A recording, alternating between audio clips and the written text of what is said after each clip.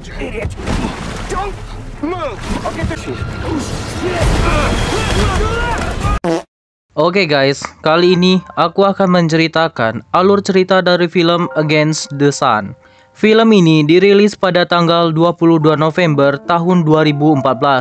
Film ini diambil berdasarkan kisah nyata yang berkisah tentang 3 orang yang mencoba bertahan hidup selama 34 hari di lautan Samudra Pasifik tanpa adanya makanan dan minuman.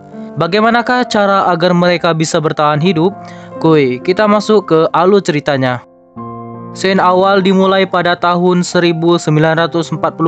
Terdapat 3 tentara angkatan udara yang mendapatkan misi khusus untuk mengebom negara Jepang. 3 tentara itu bernama Aldrich, Tony, dan Dixon sebagai kapten mereka. Saat mereka terbang di udara, mereka mulai menyadari bahwa rute yang mereka lewati melenceng jauh dari rute yang seharusnya mereka lewati. Alhasil, mereka kehilangan sinyal dan tidak bisa mengontak markas mereka. Mereka sudah berusaha berkali-kali untuk mengontak orang luar, tapi semua itu sia-sia. Mereka berusaha keras untuk kembali ke rute yang benar. Dixon lalu menggunakan grafik untuk mengecek keberadaan mereka, dan memang benar bahwa mereka melenceng jauh dari rute yang seharusnya.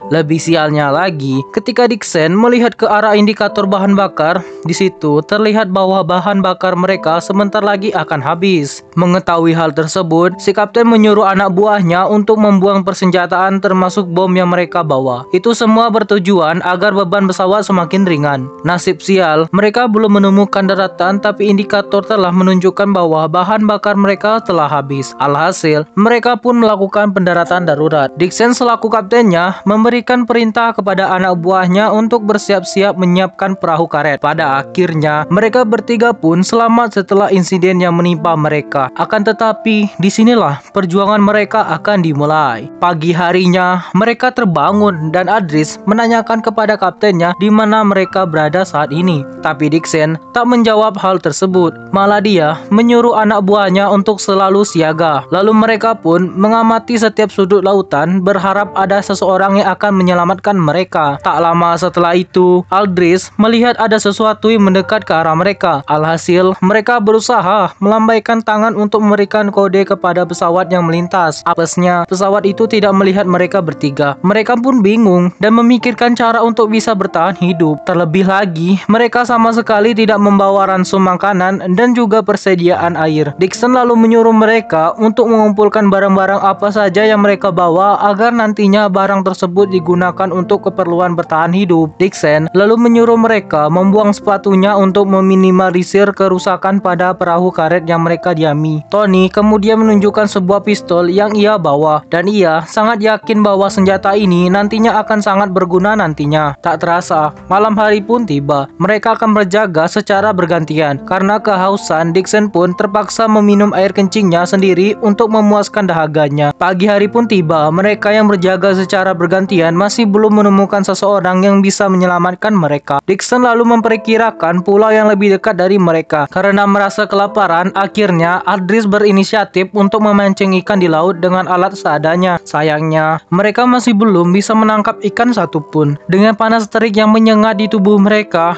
Aldrich memutuskan untuk meloncat ke laut. Dixon kemudian memberitahu Aldrich bahwa lautan ini penuh dengan ikan hiu. Alhasil, Aldrich pun takut dan segera naik ke atas perahu. Hingga hari kelima, mereka sama sekali tidak mendapatkan makanan dan minuman. Saking hausnya, Tony mencoba untuk meminum air laut, tapi Dixon mencegahnya. Dixon kemudian ingat bahwa dirinya membawa pensil yang nantinya bisa digunakan untuk menggambar diagram tentang lokasi mereka saat ini. Dengan keahlian si kapten, akhirnya si kapten dapat menentukan di mana posisi mereka saat ini. Mereka lalu membuat sebuah layar bawah air yang bertujuan untuk menjaga kestabilan saat mereka berlayar, yang tujuannya agar mereka lebih cepat ke arah daratan. Karena sudah sangat kehausan, mereka berdoa berharap agar hujan bisa segera turun. Malam harinya, doa mereka terkabulkan. Hujan pun turun dengan lebat. Mereka pun minum sepuasnya dan menyimpan sedikit air sebagai persediaan. Pagi harinya, Aldrich lagi-lagi mencoba untuk memancing ikan, tetapi sama sekali tidak ada ikan yang memakan kailnya. Alhasil, Adris pun menggunakan pisau untuk menombak ikan. Dixon khawatir jika hal itu akan merusak perahu karet mereka. Dengan perasaan lapar, Adris langsung menombak-nombak ikan yang ada di dekatnya. Adris lalu merasakan bahwa pisaunya menancap pada perahu karetnya. Tapi ternyata Adris berhasil mendapatkan seekor ikan hiu. Tony yang tertidur merasa kaget dan langsung memeluk erat ikan tersebut. Lalu dengan lahapnya mereka memakan ikan hiu itu. Tak lupa ia juga menyisakan ikannya sebagai persediaan untuk dimakan selama beberapa hari ke depan. Mereka pun sangat senang karena akhirnya mereka memiliki stok makanan. Di saat yang sama, tiba-tiba banyak ikan hiu mengelilingi perahu mereka. Ternyata penyebab mereka ke sana karena hiu itu mencium bau darah. Pada malam harinya, Adris secara tidak sengaja mengeluarkan tangan ke air yang mengakibatkan tangannya digigit oleh hiu. Dixon kemudian berusaha mengobati dan menghentikan pendarahan yang dialaminya. Tidak terasa, sudah 10 hari mereka berada di laut lepas dengan persediaan makanan dan minuman yang sangat-sangat tipis. Akhirnya, mereka pun memancarkan doa untuk meminta hujan lagi. Malam harinya hujan pun tiba dan mereka melakukan hal yang sama seperti sebelumnya, yaitu menyimpan persediaan air. Di hari ke-15, Adris meminta Tony untuk memberikannya pistol kepadanya. Adris menggunakan pistol itu untuk menembak seekor burung. Burung itu pun jatuh ke laut dan Dixon dengan cepat mengambilnya. Tidak diduga-duga muncul hiu yang mengejar Dixon. Tapi untungnya Dixon berhasil selamat. Mereka pun menyantap burung itu dengan sangat lahap. Di hari ke-30, Dixon meniup fluid untuk membangunkan anak buahnya. Karena mereka sangat putus asa, akhirnya mereka saling menyalahkan satu sama lain. Perdebatan yang tiada henti akhirnya membuat Dixon mengakui kesalahannya saat mereka terbang, di mana dirinya secara tidak sengaja tertidur walau hanya sebentar, yang membuat rutenya melenceng jauh. Dirinya hanya bisa berusaha membuat grafik yang benar-benar akurat agar semua bisa selamat. Pada akhirnya, mereka mulai menyadari bahwa perdebatan bukanlah hal yang bisa menyelesaikan masalah.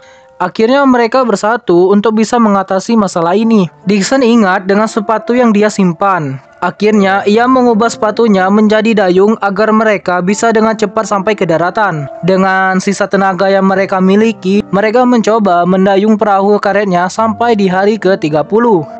Di hari ke-30 tanpa makan, tanpa minum, mereka sudah sangat-sangat lemas. Tapi mereka masih berusaha mendayung perahunya agar bisa sampai ke daratan. Tapi rintangan berat mulai muncul di mana badai besar menghantam mereka semua. Mereka berusaha keras agar bisa selamat dari badai yang menerjang mereka dengan berbagai cara. Singkat cerita, akhirnya mereka bisa selamat. Pagi harinya, Tony berkata bahwa Tuhan pasti memiliki rencana untuk setiap orang. Jadi mereka hanya bisa berusaha agar bisa selamat. Hidup atau mati, yang penting mereka sudah berusaha keras untuk berjuang. Dengan kata-kata yang menyentuh hati, akhirnya mereka mulai bangkit kembali. Mereka mulai mendayung dengan sisa-sisa tenaga yang mereka punya. Pada akhirnya, Adris melihat sesuatu yang aneh. Dan ternyata itu adalah sebuah pulau. Mereka pun sangat senang dan berteriak histeris saking bahagianya. Mereka lalu mendayung perahunya dengan semangat yang mereka miliki. Hingga tidak terasa bahwa daratan sudah sangat dekat. Ombak datang yang membuat mereka terhempas. Dengan sekuat tenaga, mereka berenang menuju daratan. Karena kerja keras yang mereka keluarkan, akhirnya mereka bisa selamat sampai daratan. Dan cerita pun selesai.